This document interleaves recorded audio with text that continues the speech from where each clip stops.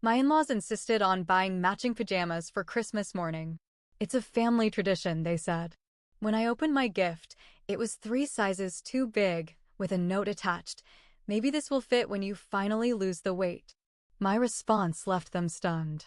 Every Christmas, my in-laws had this tradition where everyone wore matching pajamas on Christmas morning. They said it made the family feel closer. I always went along with it, even though it felt a bit silly to me. This year, though, things took a turn I didn't expect. On Christmas Eve, we all gathered at my in-laws' house in Denver, Colorado. The snow was falling gently outside, covering the city in a white blanket. Inside, the house was warm and filled with the smell of cinnamon and pine. After dinner, my mother-in-law handed out the pajamas. Everyone got theirs, neatly wrapped in festive paper. When I opened mine, I was surprised to find that the pajamas were 3 sizes too big. At first, I thought it was a mistake. But then, a small note fell out of the package. It read, "Maybe this will fit when you finally lose the weight." I felt my face flush with embarrassment and anger. I had always been self-conscious about my weight, and this felt like a deliberate jab. I looked around the room, but no one else seemed to notice. My husband, Tom, was busy chatting with his brother. I decided not to make a scene. I folded the pajamas back into the box and set them aside. That night, I barely slept, replaying the moment over and over in my mind. The next morning, everyone gathered in the living room, wearing their matching pajamas. I came down in my regular clothes. My mother-in-law noticed immediately. "Why aren't you wearing your pajamas?" she asked, her voice dripping with feigned concern. I took a deep breath. "They didn't fit," I replied simply. She frowned. "Really? I thought I got everyone's sizes right." I stared at her, trying to keep my composure. "Well, they were 3 sizes too big. And the note you included was unnecessary." The room fell silent. Everyone was now paying attention. "What note?" Tom asked, looking confused. I pulled it out of my pocket and handed it to him. He read it, his face darkening. "Mom, what is this?" My mother-in-law looked flustered. "It was just a joke. I didn't mean anything by it." "A joke?" I said, my voice shaking. "You think making fun of my weight is funny?" She opened her mouth to respond, but I didn't let her. "You've always had little comments about my appearance, subtle digs here and there. I've ignored them for the sake of keeping peace. But this? This is too much." Tom stood beside me. "Mom, you owe her an apology." She looked between us, realizing she had crossed a line. "I'm sorry," she said quietly. "I didn't mean to hurt you." I nodded, accepting her apology, but knowing things wouldn't be the same. The rest of the morning was awkward, but I felt a sense of relief. I had stood up for myself. Later that day, Tom and I decided to leave earlier than planned. As we drove away from his parents' house, he reached over and held my hand. "I'm proud of you," he said. "You handled that well." I smiled, feeling a weight lift off my shoulders. This Christmas had been different, but it taught me the importance of standing up for myself, even in the face of family traditions. After we left my in-laws' house that day, I thought things would settle down. I thought maybe that awkward morning would finally make them think before making any more comments about me. I was wrong. The next week, we were back home in Albuquerque. Tom was quiet most of the time, distant in a way I hadn't seen before. I asked him once, "You okay?" And he just said, "Yeah, just tired." But it wasn't just tired. Something was off. I finally found out what was really going on when I accidentally saw a text on his phone while we were cleaning up after dinner. It was from his sister, Ellie. "You need to get your wife under control. She embarrassed Mom in front of the whole family. I'm just saying, if she can't respect traditions, maybe she shouldn't be part of them." My hands were shaking. I couldn't stop reading the rest of their conversation. Tom had replied, "I know. I'm trying to keep the peace, but she doesn't let anything go. It's been nonstop since we left." That one hit me hard. I hadn't even brought it up again since we drove away. I didn't say anything right away. I just sat on the couch in silence. When he walked back in and saw the look on my face, he knew. "You read it?" he asked. I nodded. "So, I'm just some problem you're trying to control now? It's not like that, he started, but I held up my hand. You said you were proud of me. Now you're calling me the issue behind my back. Tom sat down across from me. I didn't mean it like that. It's just, they were upset, and I didn't want it to turn into a bigger thing. It already is a bigger thing, I said. Your mom left a note in a Christmas gift insulting me, and now your sister thinks I'm the disrespectful one? He didn't answer. So I packed a bag and stayed with my cousin for a few days. While I was gone, Ellie posted a picture on Facebook of the whole family in their matching pajamas, with me cropped out of the original photo. The caption said, "Family over everything." It wasn't even subtle. My phone started blowing up. Friends from back home messaged me asking what happened. One even asked if Tom and I were getting a divorce. The whole thing was turning into something way bigger than I ever imagined. I didn't even do anything wrong, yet somehow I had become the villain in their story. Then came the final straw. A few days later, a big box showed up at my cousin's house. No return address. I opened it up and inside were several diet books, some protein shakes, and a fake certificate labeled Future Fit Club, pending member. There was no note. Nothing else. But I knew exactly who sent it. I took a photo, sent it to Tom, and just wrote, "You still think I'm the one overreacting?" He didn't reply for a long time. Hours passed. When he finally did, it was just 2 words. "I'm sorry." But I didn't know what he meant anymore. Sorry he didn't stop them? Sorry he wasn't defending me? Sorry I found out? That night, I sat in bed at my cousin's place staring at the box. I wasn't sad anymore. I was pissed. And I was done playing nice. I started making a list. I was going to show every single one of them that I wasn't someone they could humiliate and walk all over. No more silence. No more pretending. This time, they'd remember me for something other than being too sensitive. This wasn't the end. It was the start. I didn't sleep that night. My mind was buzzing with everything. The pajamas. The note. The text messages. The Facebook post. And now this mystery box of insults. I couldn't believe this was happening over something so stupid. Pajamas. I wanted to believe that Tom didn't know about the box. That maybe his mom or Ellie did it behind his back. But something about the way he went silent. I couldn't ignore it. The next morning, I called my best friend, Rachel.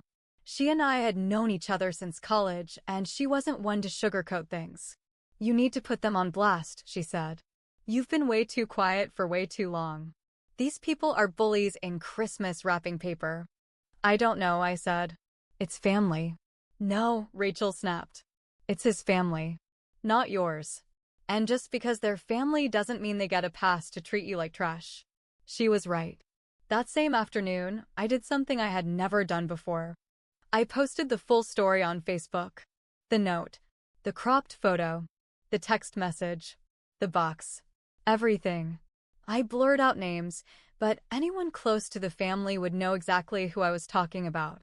Within an hour, it had over 300 shares. People were mad. Comments poured in. Some said it was petty family drama. Others said I should leave Tom. Some offered words of support.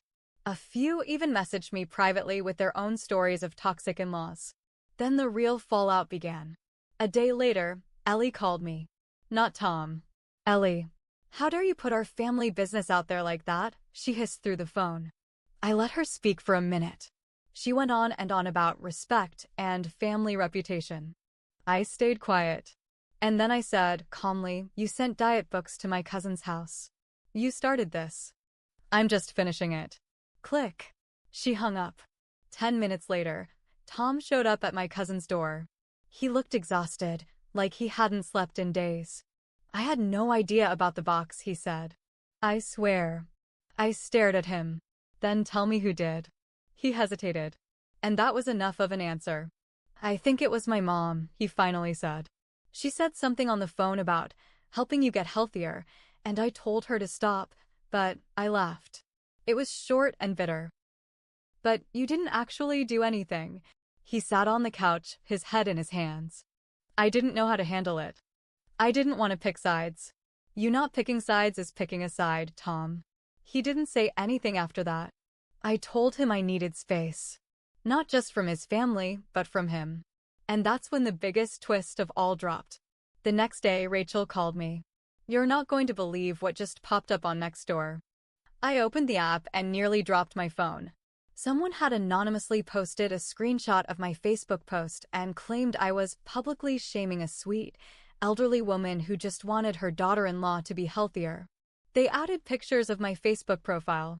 Not just my post, my full profile picture, a couple of old photos of me in high school, and even my workplace. They doxed me. And I knew it was Ellie. Or her mom. Maybe both. My hands were shaking. I felt like I couldn't breathe.